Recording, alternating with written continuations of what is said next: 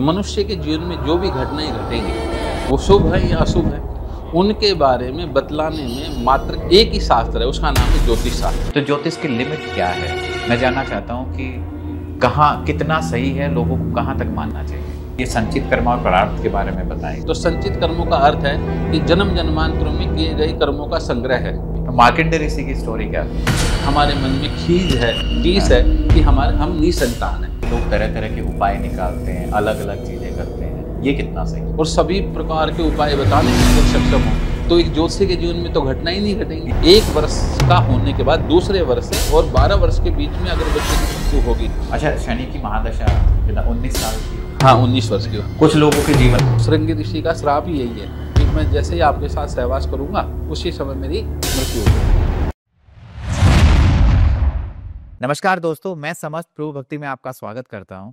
दोस्तों, आज हमारे साथ स्टूडियो में बेहद खास व्यक्ति जुड़े हैं जिनका ज्योतिष में 18 साल से अनुभव है, जिन्होंने न जाने कितने लोगों को ज्योतिष सिखाई। मैं स्वागत करना चाहूंगा आचार्य अशोक शर्मा जी। नमस्कार। नमस्कार। आप कैसे हैं? मैं ठीक हूँ सर। तो जब हम बात करते हैं कि व्यक्ति की जो इच्छाएं, कुछ लोग अमीर होते हैं, कुछ लोग गरीब होते हैं, कुछ लोग बहुत मेहनत करते हैं फिर भी उन्हें उतना फल नहीं मिल पाता, और कुछ लोग हल्की सी मेहनत करते हैं और उसका फल मिल जाता है। ज्योतिष इस चीज को कैसे देखता है? क्या रीजन होता है इसके पीछे? देखिए, हर शास्त्र की अपनी एक मर्यादा है। तो ज्योतिष शास्त्र ये मानता है कि जन्म मृत्यु सुख दुखा नाम प्रारब्धम कारणम स्मृतम, कि मनुष्य के जीवन में जो कुछ भी सुख दुख जय पराजय, या कोई अमीर है या कोई गरीब है, कोई स्वस्थ है कोई अस्वस्थ है, उसके पीछे प्रारब्ध ही कारण है। तो प्रारब्ध जो जन्म जन्मांतरों से हमें प्राप्त हुआ इस नियत जन्म में, जिसको हम भोग रहे हैं, उसी का फल जो है वो हम ग्रह, राशि, भाव, नक्षत्र के आधार पर देखते हैं। जन्म पत्री में केम द्रुम योग होता है।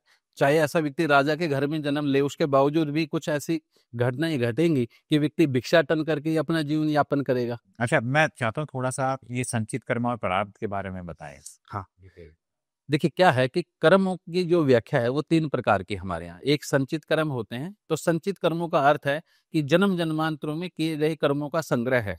मान लीजिए एक कमरे में सारे भरे हैं, शुभ और अशुभ, लेकिन मनुष्य जब जन्म लेगा तो उस संचित कर्मों में से एक भाग, एक पोर्शन लेकर के वो जन्म लेता है। वो शुभ भी और अशुभ भी उसके साथ आता है। उसी को हमने प्रारब्ध कहा। और इस जन्म में कभी हम कुछ कर्म करेंगे, उन्हें हमने क्रियमान कहा। अब ज्योतिष शास्त्र इस कर्म के प्रकार के साथ में कैसे जुड़ता है, विचार कीजिए। संचित कर्मों की जानकारी ग्रह योगों के माध्यम से मिलती है।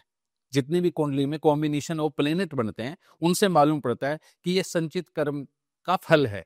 और इस जन्म में वो फल कब भोगेगा, तो वो भोगेगा किससे? प्रारब्ध कर्मों के अनुसार, क्योंकि वो लेके आया। तो दशा अंतरदशा का विचार हमने किया, और इस जन्म में वो कर्म जो करेगा कि मैं इस जन्म में अच्छे करूंगा या खराब करूंगा, उसका विचार हम यहाँ पर गोचर की पद्धति से करते हैं, जिसको ट्रांजिट कहते हैं। तो हमारे पास 3 प्रकार के कर्म हैं और 3 प्रकार की विधियां हैं ज्योतिष शास्त्र में। तो संचित कर्मों का विचार ग्रह योगों के माध्यम से, प्रारब्ध का दशांतर दशा के माध्यम से, और क्रियमान कर्मों का विचार हम गोचर की पद्धति से करते हैं।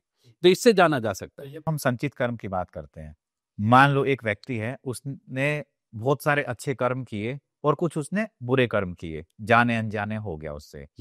तो पहले बुरे और अच्छे दोनों बैलेंस हो जाएंगे और जो बीच में बचा वो संचित कर्मा होगा, या फिर ये सारे स्टोर हो जाएंगे कि अच्छे कर्म का फल आगे अच्छा ही मिलेगा, बुरे का बुरा मिलेगा? बैलेंस होते हैं क्या आपस में? ये बैलेंस एक संदर्भ में होता है कि जैसे मान लो कि प्रारब्ध कर्मों को लेके जो पैदा हुआ व्यक्ति, उसमें से जो कर्म उसके साथ में संयोजन बना लेगा, कोऑर्डिनेशन होगा दोनों में, उन दोनों का आपस में मिल जाएगा।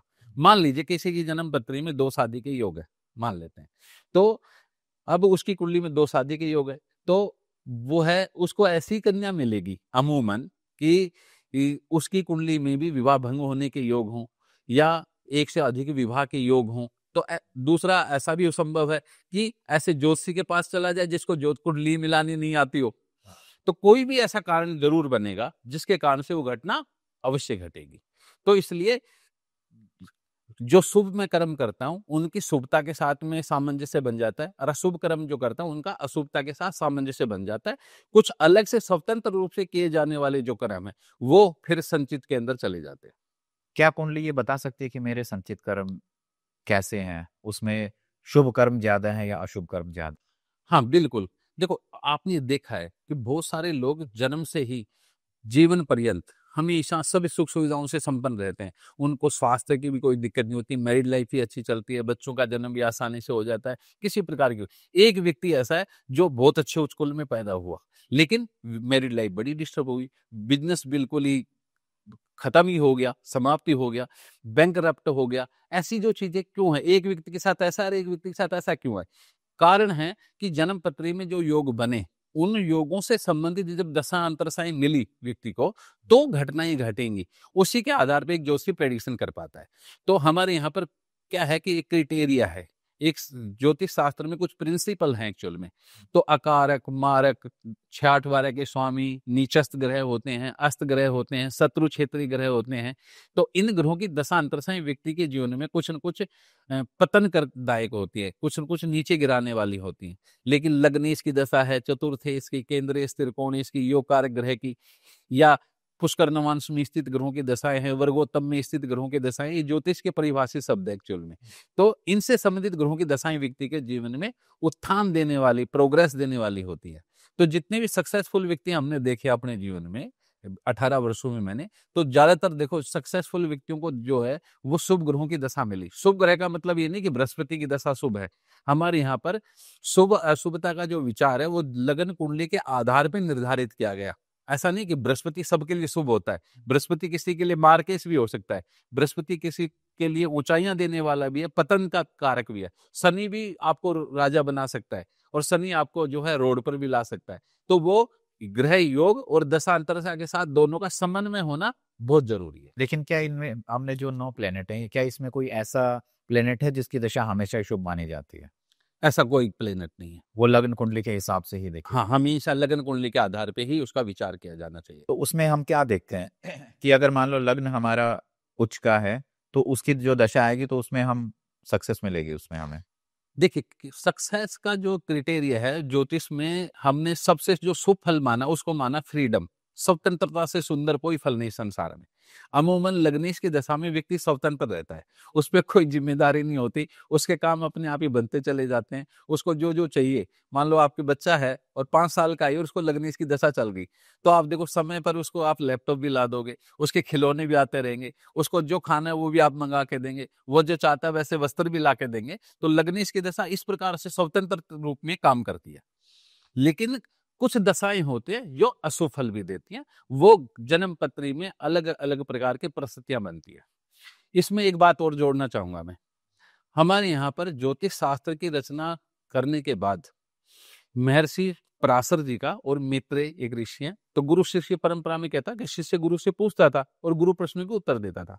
तो एक जगह आकर के मैत्रेय ने पूछा कि प्रभु, आपने बड़े सुंदर सुंदर फल बताए हमें कि इन योगों में उत्पन्न व्यक्ति राजा होता है, इसमें हो तो चक्रवर्ती राजा होता है, इसमें हो तो ग्राम का अधिपति होता है, इसमें हो तो गाय भैंसे जमीन जायदाद का मालिक होता है, यानी बहुत सुंदर सुंदर फल बताए। लेकिन हमने बहुत लोगों की जन्म पत्री में देखा कि ये योग थे लेकिन ये फल घटित नहीं हुए। तो उन्होंने कहा, तूने बहुत अच्छा सवाल पूछा है, अब मैं तुझे कुछ योगों के बारे में बताता हूँ। उसको हमारे यहाँ ज्योतिष शास्त्र में अशुभ जन्म कहा। जिन योगों में अगर मनुष्य का जन्म हो तो जन्म पत्री में बनने वाले सभी योग उसी प्रकार से भंग हो जाते हैं जिस प्रकार दूध के अंदर एक बूंद नींबू की डाल दो आप। तो ऐसे बहुत से योग है। अमावस्या का जन्म हमने अच्छा नहीं माना एक्चुअल में, कृष्ण पक्ष की चतुर्दशी का जन्म भी अच्छा नहीं माना। तो शास्त्र का वचन तो वहां कहता है वो, अथा अन्य संप्रक्षामी सुलग्ने सुग्रेशोपि यदन्य काणे नापि भवे जन्म अशुप्रदम, कि शुभ ग्रह योग और शुभ लगन उच्च आदि में भी अगर जन्म हुआ उसके बावजूद भी अच्छा फल क्यों नहीं मिला। तो उन्होंने आगे बताया कि दर्शे कृष्ण चतुर्दश्याम विष्ट्याम सौदर्भे तथा पुत्र भे सूर्य सक्रांतो पितर भे सूर्य सक्रांतो पाते अर्केन्दु ग्रहे तथा यम घंट वमे दग्ध योगे तरितर जन्म च प्रसव से विकारोपि गेयम जन्म अशुप्रदम तुला अर्के सार्प से च नरनाम जन्म अशुप्रदम सांख्या भवती कल्याणम तदुपायम च वच्म्यहम अकृत्वा नास्तिको लोभा सनुते बहु संकटान। अब एक विचार देखिए, पिता और पुत्र हैं दो या दो सगे भाई हैं, तो दो सगे भाई हैं लेकिन उनका जन्म में 2 साल का अंतर या 3 या 4 साल का अंतर है। उनमें से किसी एक का स्वास्थ्य बहुत खराब रहता है और दोनों की जन्मपत्री जब दिखाते हैं तो दोनों की कुंडली में उत्तम स्वास्थ्य के योग है। ऐसा कैसे संभव है? तो ज्योतिष शास्त्र के जो जानकार है वो ये बतलाते हैं कि किसी का भी अगर एक नक्षत्र में जन्म है, दो सगे भाइयों का, दो सगी बहनों का, माता का और पुत्री का, पिता और पुत्र का, तो दोनों में से एक को हानि होने की संभावना है। तो अब मतलब जैसे हमारे 27 नक्षत्र होते हैं, तो अगर परिवार में किसी का जैसे कोई रोहिणी नक्षत्र का है और रोहिणी नक्षत्र का परिवार में कोई दूसरा पैदा हो गया, तो उसमें एक का स्वास्थ्य हाँ खराब रहेगा। लेकिन ये शर्त है कि स्त्री स्त्री में होना चाहिए, पुरुष पुरुष का होना चाहिए। ये नहीं कि बहन का रोहिणी और भाई का रोहिणी, तो ये नियम लागू नहीं होगा। दो सगी बहनों का है रोहिणी में या दो सगे भाइयों का रोहिणी में, तो दोनों में से एक को जीवन हानि का भी भय है एक्चुअल में। एक नक्षत्र का जो जन्म है उसको अशुभ माना हम लोगों ने। अच्छा, इस पे तो हमारा कंट्रोल नहीं रहता। हाँ, बचाव कैसे करें? ये तो कमाल की बात है। इसीलिए तो कहते हैं कि शास्त्र जो है वह जब कुछ बतलाता है तो उसके फल भी बतला रहा है। तो यहाँ पर महर्षि जी ने ये बताया है कि जो इतने भी अशुभ योग उन्होंने कहे उनकी शांति विधान किया। इसलिए उन्होंने कहा एक कर्तवा नास्ति को लोभाद। वो कह रहा है कि जो नहीं कराएगा उसके पीछे भी कारण दो हैं। एक तो लोभ के वश नहीं कराएगा कि पैसा खर्च होगा, दूसरा नास्तिक प्रकृति का होगा कि व्यक्ति मानता ही नहीं है। तो सनुते बहु संकटान, उसको बहुत सारे संकटों का सामना करना पड़ेगा। या तो किसी चीज को मानो मत, मानो तो फिर उस पे आपको बिलीव करना होगा, अन्यथा जो घटना है वो तो घटेगी। और इसमें भी एक विशेष बात है कि कर्म का जो फल है वो 3 कैटेगरी का होता है। आपको बताऊं, एक कर्म फल होता है दृढ़, जिसे कोई चेंज नहीं कर सकता। होई वही जो राम रचि राखा, काहू तरक बढ़ावी शाखा। दूसरा जो कर्म का फल है उसको बोलते हैं दृढ़ा दृढ़। उसमें कुछ तो दृढ़ प्रकृति होती है, कुछ अदृढ़ प्रकृति होती। एक होता है अदृढ़ प्रकृति का। तो जो दृढ़ कर्म का फल है उसका उपाय किसी ज्योतिषी के पास नहीं है। उसे तो स्वयं ईश्वर भी बदल नहीं सकते। क्यों नहीं बदल सकते? भगवान श्री राम कृष्ण आदि के जीवन को उठा के देख लीजिए, पांडवों के जीवन को उठा करके देख लीजिए, उनके जीवन में जितनी घटनाएं घटी वो घटी, बल्कि स्वयं ईश्वर जो है वहां पर मौजूद थे। कमाल की बात तो ये है। लेकिन जो दृढ़ है और जो अदृढ़ है उसका उपाय है ज्योतिष शास्त्र के अंतर्गत।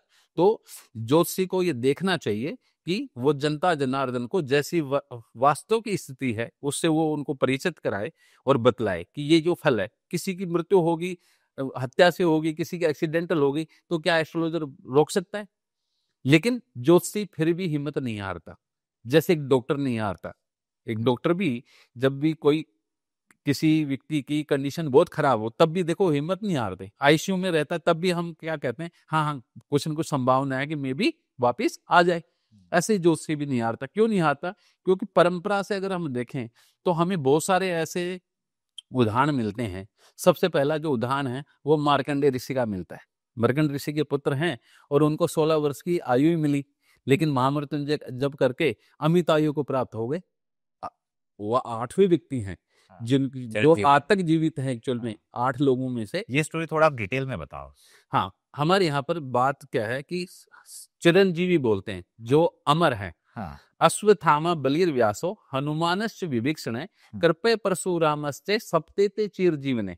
ये 7 लोग हैं जो चीर जीवनी है। हाँ। फिर वो कहते सप्ते तान संस्मरे नित्यम। अगर इन 7 का रोजाना स्मरण करते हो तो मार्कंड्यम था अष्टमम, मार्कंडे 8वां व्यक्ति है। हाँ। अगर इन 8 लोगों का सुबह सुबह अगर हम रोज स्मरण करते हैं तो कहते हैं दीर्घायु को प्राप्त होते हैं। तो ये मंत्र न होकर के एक्चुअल में प्रार्थना है। जैसे व्यक्ति संगत में रहता है वैसा इस पे प्रभाव पड़ता है। हाँ। ऐसे ही हम जब चिरंजीवियों का नाम लेते हैं भावना प्रधान होके तो हमारे पे उसका प्रभाव पड़ता है एक्चुअल में। मार्कंडेय ऋषि की स्टोरी क्या थी? मार्कंडेय ऋषि की स्टोरी यह है कि मरकंड नाम के ऋषि थे, उनके कोई संतान उत्पन्न नहीं हुई, बड़े विद्वान थे। तो उन्होंने जब उनकी आयु वृद्धावस्था के करीब हो गई तो उन्होंने कहा कि हमने अपने जीवन में जो चारों पुरुषार्थ हैं वो प्राप्त कर लिए, लेकिन एक हमारे मन में खीज है, टीस है कि हम निसंतान है। क्योंकि अपुत्र से गति नास्ति शास्त्र से सूर्य, तो मैंने शास्त्र ऐसा कहता है कि बिना पुत्र के सदगति नहीं मिलती। तो उन्होंने भगवान शिव की पति पत्नी दोनों ने, मरकंड ऋषि और उनकी पत्नी ने, दोनों ने जब उनका वो किया, पूजा पाठ किया या तपस्या जिसको बोलते तपस्या की, तो कई सहस्त्रों वर्षों बाद में भगवान शिव उनके सामने प्रकट हुई और उनका भी बोलो क्या चाहिए। तो उन्होंने कहा हमें बस पुत्र की आकांक्षा है और तो कोई आकांक्षा है नहीं। तो उन्होंने कहा ठीक है, लेकिन तुम्हारे भाग्य में पुत्र नहीं है। तो कह रहे प्रभु आप चाहें तो क्या नहीं हो सकता। फिर उन्होंने कहा कि ऐसा है कि मेरे पास 2 पुत्र हैं। खैर 2 पुत्र हैं, खैर एक तो जो शतायु होगा, जो 100 वर्ष जीवित रहेगा, लेकिन मूर्ख होगा, मंद बुद्धि का होगा। लेकिन एक पुत्र है 16 वर्ष जिसकी आयु होगी, लेकिन जो महाबुद्धिमान होगा। तो समझदार माता पिता थे, मूर्ख पुत्र को क्या क्यों मांगते। तो उन्होंने कहा ठीक है, हमें तो 16 वर्ष की आयु वाला दे दीजिए, लेकिन कम से कम समझदार तो होगा, बुद्धिमान तो होगा। तो मार्कंडेय ऋषि का जन्म हुआ। जब वो 12 वर्ष के हुए तो माता पिता के 12 वर्ष में ही अपने गुरु से सारी शिक्षा और दीक्षा प्राप्त कर ली, वेद वेदांगों में पारंगत हो गए, वो प्रवीण हो गए। तो वो छोड़ने आए, तो वहीं रहने लग गए। तो 12 साल के बच्चा कैसा होता, छोटा होता, खेलता था अपने लेकिन बातें विद्वानों जैसी करता था। तो जब 12 साल 13 साल की उम्र हुई तो माता पिता के चेहरे पे जो है वो चिंता की लकीरें नजर आने लगी कि और 2-4 साल बाद में हमारे पुत्र तो मृत्यु का ग्रास बन जाएगा। तो क्योंकि पढ़ा लिखा बच्चा था, वेद वेदांगों की जानकारी थी, लक्षण शास्त्र को भी जानता था, सारे शास्त्र पढ़े थे। तो माता पिता की चिंताओं को देख के मालूम पड़ गया कि किस कारण से चिंतित हो। तो उन्होंने कहा पुत्र ये बात है कि तेरी आयु 16 वर्ष की है। तो उन्होंने कहा ऐसा है। तो कह रहा कि ठीक है, मैं अब आपको 16 वर्ष के बाद में आके मिलूंगा। ये कहकर चल दिए। अब रास्ते में नारद जी मिल गए। नारद जी ने को प्रणाम किया। तो कहा भाई कहाँ जा रहा है। खरे प्रभु ऐसे से बात है और मेरी आयु मात्र 16 वर्ष की है।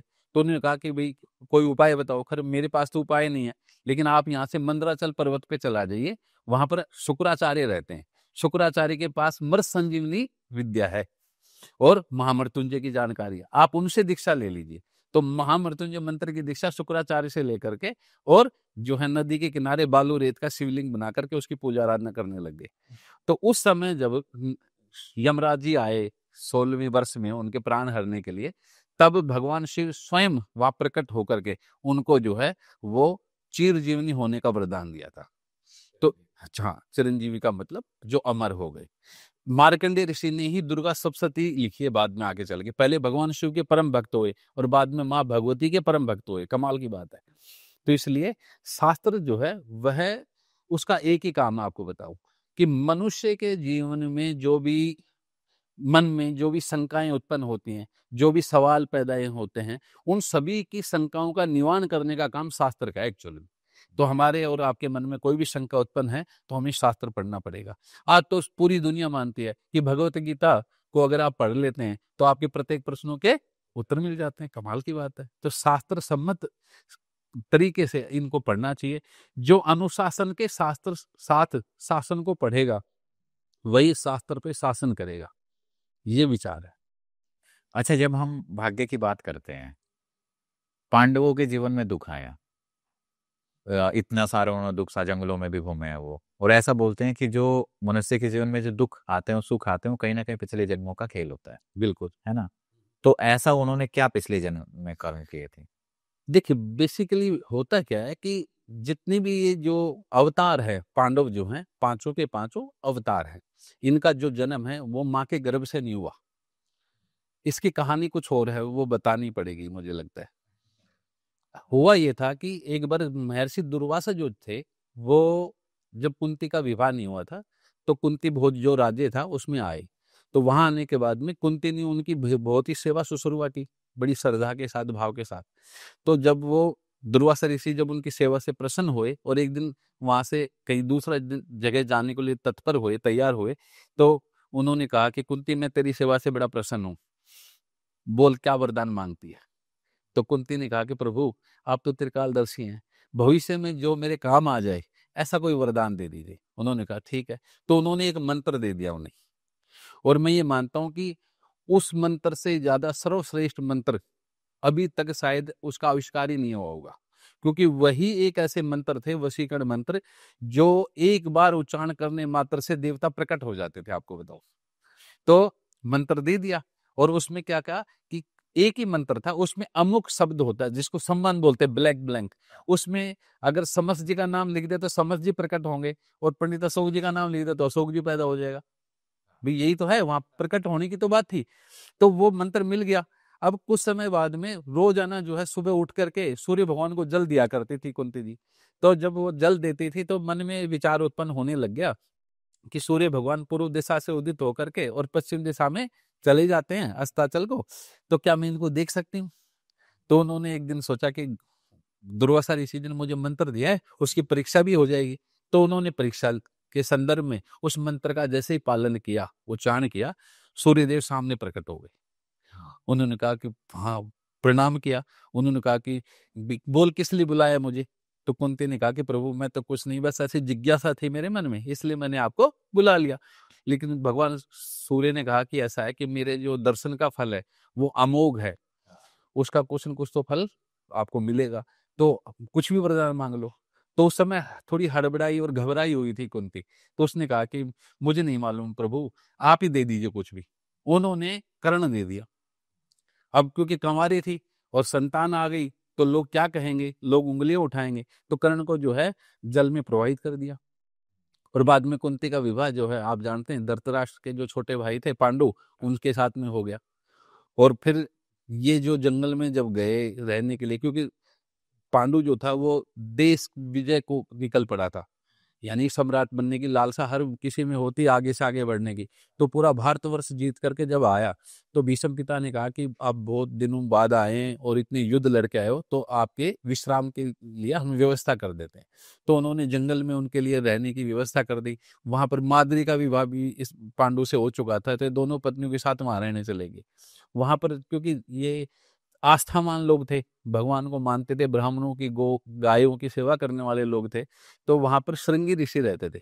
तो श्रृंगी ऋषि के पास जाके रोजाना उपदेश सुनना, ये सारी बातें चल पड़ी वहां। और बाद में एक दिन ऐसा हुआ कि श्रृंगी जो ऋषि हैं, तो ऋषि भी पहले जो थे वो सारे के सारे सपत्नीक होते थे, सभी विवाहित होते थे, 50-50। हाँ।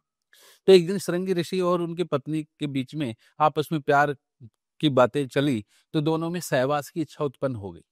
तो ऐसे में क्या करते कि कहीं पांडु ना आ जाए, कहीं माद्री ना आ जाए, कहीं कुंती ना आ जाए, तो दोनों ने जो है वो शेर का रूप धारण करके और दोनों सहवास को तत्पर हुए। तो जब क्योंकि आमोद प्रमोद होता है तो व्यक्ति थोड़ा सा खुश भी होता है, तो उस समय शेर के रूप में जब परिणित हो गए दोनों, तो दोनों जो है हुंकार मरने लगे, गर्जना करने लगे। तो माद्री ने पांडु से कहा कि आप है ना इस शेर को मार के और ले आइए, इसकी खाल से है ना मैं आपका आसन बनाऊंगी। अब ऐसे में जो है पांडु लेकर निकल पड़ा अपना धनुष बाण, और वहां जाकर के और शब्द भेदी बाण से जो है बाण चलाया, और वो शेर को लगा, लेकिन उसको ये नहीं मालूम था कि शेर के रूप में महर्षि श्रृंगी हैं। तो श्रृंगी को जब बाण लगा और जब चित्कार जो है मनुष्य के रूप में हुई, तब ये बड़े परेशान हो गए। उन्होंने जाकर के खूब माफिया मांगी। ये वैसी बात हुई जैसे राजा दशरथ के साथ श्रवण के माता पिता के साथ हुई। तो वैसी घटना यहाँ घट गई। तो श्रृंगी ऋषि ने लेकिन श्राप दे दिया कि जब भी तू अपनी पत्नी के साथ कामातुर होकर के सहवास को जैसे ही तू तैयार होगा, उसी क्षण तेरी मृत्यु हो जाएगी। तो ये बहुत बड़ी विडंबना पैदा हो गई, और इस विडंबना से कैसा बचा जाए? तो अब ये घटना घट गई और ये आ गए। अब यहाँ पर उन दोनों पत्नियों ने पूछा, माद्री ने भी और कुंती ने भी, कि प्रभु आप गए थे, क्या हुआ? आप मुंह लटका हुआ आपका, आप उदासीन नजर आ रहे हो। तो उन्होंने कहा कि मुझसे बड़ा अनर्थ हो गया। वो शेर न होकर के महर्षि श्रृंगी थे और उनका मेरे हाथों से वध हो गया। तो वो सभी परेशान हो गए, लेकिन अपने श्राप के बारे में नहीं बताया। लेकिन एक समय आने पर जो है, क्योंकि प्रायश्चित करने लगे, ब्रह्म हत्या का दोष लग गया था, तो कुछ साधु संत आए, तो उनके साथ जो है विचार विमर्श करते थे। वहां पर जो है भगवत की कथा श्रवण आदि चलती थी, हवन आदि होते थे। तो वो जब ब्रह्मलोक को जाने लगे, तो ये भी उनके पीछे चल पड़े पांडु। तो उन्होंने जो है आधे रास्ते में जब मुड़ के पीछे देखा उन ब्राह्मण और ऋषियों ने, तो उन्होंने पांडु को कहा कि भाई तू कहाँ चल रहा है? खरा अब प्रभु आप भी ब्रह्मलोक जा रहे हैं, आप भी ले चलिए। तो उसने कहा भाई तू नहीं जा सकता। खरे क्यों? क्योंकि तो निपुत्र है, तेरे पुत्र नहीं है, तो संतानहीन है, इसलिए तो ब्रह्मलोक नहीं जा सकता। इस बात ने पांडु को बहुत ज्यादा उदासीन कर दिया चलो, और इस वजह से वो फिर वापिस आ गए। अब इस बात की उदासीनता को देख के कुंती को बड़ा दुख हुआ। तब उन्होंने कहा कि मैं संतान की कोई बात थोड़ी है, हम दो दो पत्नियां हैं। तब उन्होंने उस श्राप के बारे में बताया कि अगर श्रृंगी ऋषि का श्राप ही यही है कि मैं जैसे ही आपके साथ सहवास करूंगा उसी समय मेरी मृत्यु हो जाए। तो उन्होंने कहा ये तो बड़ा दिक्कत हो गई, क्या करें?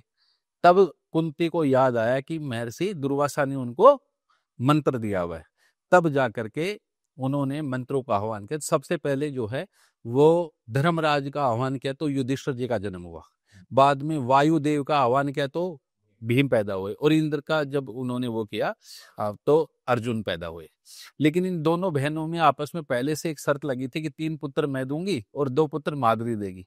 तो फिर कुंती ने गुरु बन करके उस मंत्र की दीक्षा माद्री को दी, आपको बताऊं।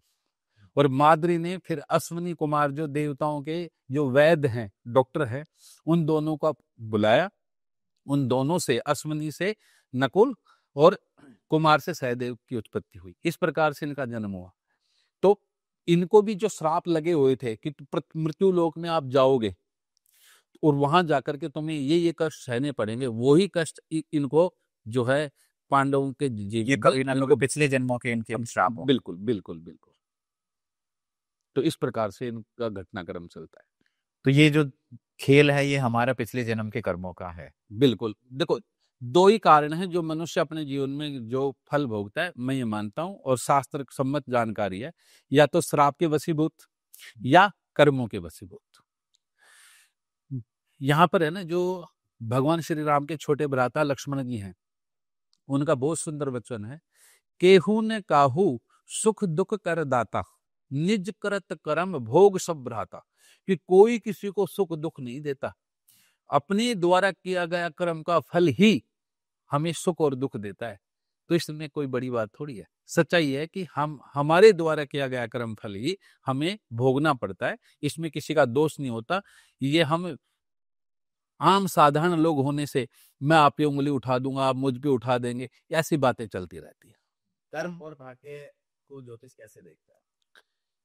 कर्म और भाग्य को जो लोग अलग अलग मानते हैं, उनको इसकी व्याख्या ही नहीं जानकारी, इसकी व्याख्या की जानकारी नहीं है। दोनों एक दूसरे के पूरक शब्द हैं एक्चुअल में। जो मैं कर्म करता हूं, उस कर्म से उत्पन्न जो फल है, वही फल मुझे आगे जीवन में भाग्य के रूप में परिणित होकर के प्राप्त होगा, अगले जन्म में और इस जन्म में भी। कुछ क्रियामान कर्म ऐसे हैं, आप और मेरा झगड़ा हो जाए तो अभी फल मिल जाएगा, पुलिस आ जाएगी, पकड़ के ले जाएगी, लड़ाइयां होंगी, बहुत सारी बातें होंगी। तो क्रियामान बहुत कर्म ऐसा भी है जिसमें उसी क्षण मिलता है, कुछ कर्म फल संचित में चला जाता है। तो भाग्य और कर्म दोनों एक दूसरे के अन्योन्याश्रित हैं, दोनों में संबंध है बड़ा जबरदस्त, कि जो कर्म मैंने किया है उसी कर्म का जो फल है वह मुझे भाग्य के रूप में परिणित होकर के मिलेगा। इसलिए कर्म बलवान है, क्योंकि कर्म भाग्य का जनक है, पिता है। इसलिए दोनों एक दूसरे के पिता और पुत्र कह सकते हो आप। तो इसलिए कर्म जो करोगे उसी का फल हमें आगे जीवन में जो मिलेगा उसी को हमने भाग्य का। जिन्हें लोग इस चीज में कंफ्यूजन रहता है कि मैं तो कर्म करूंगा, मैं कर्म करते रहूंगा तो अपने आप ही मुझे सब कुछ मिलता चला जाएगा। देख, हाँ सही है। हाँ देखो, इस बारे में भी तुलसीदास जी का बड़ा सुंदर वचन है, कर्म प्रधान विश्व करी राखा, जो जस करई सो तस फल चाखा। तो इसमें भी तो भाग्य की बात आ गई। मैंने कर्म आज किया, मैंने आज किसी का पैसे का गबन कर लिया, मान लो किसी व्यक्ति ने, मैंने, कोई बात हो सकती है उदाहरण के तौर पे, तो उसका जो फल है वो आज पुलिस कंप्लेंट होगी, अब वो 10 साल केस चलेगा, 10 साल बाद में मुझे सजा होगी, 10 साल बाद में उसको सजा हो रही है, इतने साल तो नहीं हुई ना, इतने साल उसको बेल मिल गई, बाहर है। तो कर्म का जो फल है वो एक निश्चित काल पर, एक निश्चित अवधि पर मिलेगा। ज्योतिष शास्त्र उसी के बारे में बतलाता है कि घटना तो घट गई।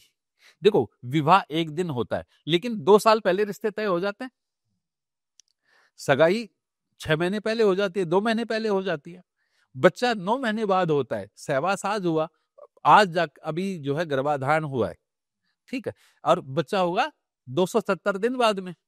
तो घटना घटी कब? हम किस चीज को महत्व दे रहे हैं? बच्चे के जन्म को। लेकिन वो घटना 9 महीने पहले ही उस बीज रूप में है ना, जो है विद्यमान थी, तब जाकर के वो परिणित हुई। आज बहुत अच्छा बारिश हो गई है और कल जो है किसान ने जो है खेती कर दी, अपनी बीज रोप दिया हल चला करके। अब वो 5-6 महीने बाद में, 4 महीने बाद में खेती पैदा होगी, और उस समय कुछ गड़बड़ा जाए तो कहानी, उस समय बारिश आ जाए, ओलावृष्टि हो जाए, कई कारणों से नष्ट भी हो सकती है फसल। तो इसलिए दोनों का विचार है। इसलिए हमारे यहाँ ज्योतिष शास्त्र में हम जब गर्भाधान होता है उसको हमने आधान लगन कहा, उसी को हमने निमेष भी कहा। तो उसकी जानकारी तो ब्रह्मा जी को भी नहीं है ये बात ज्योतिष शास्त्र के ग्रंथों में लिखी मिलती है। तो हम जब बच्चे का जन्म होता है उस समय को आधार मानते हैं और आधार मान के जन्म पत्री का निर्माण करते हैं। उस समय क्या लगन उदित है, कौन से ग्रह किस राशि किस नक्षत्र में चल रहे थे, उस समय किस ग्रह की दशा चल रही थी, कौन सी तिथि में जन्म है, कौन से महीने में। तिथि, वार, योग, नक्षत्र और करण, ये 5 जो उपकरण हैं, ये बड़े महत्वपूर्ण उपकरण हैं। आजकल हर व्यक्ति लगन कुंडली से ही फल देखता है, जो कि गलत है।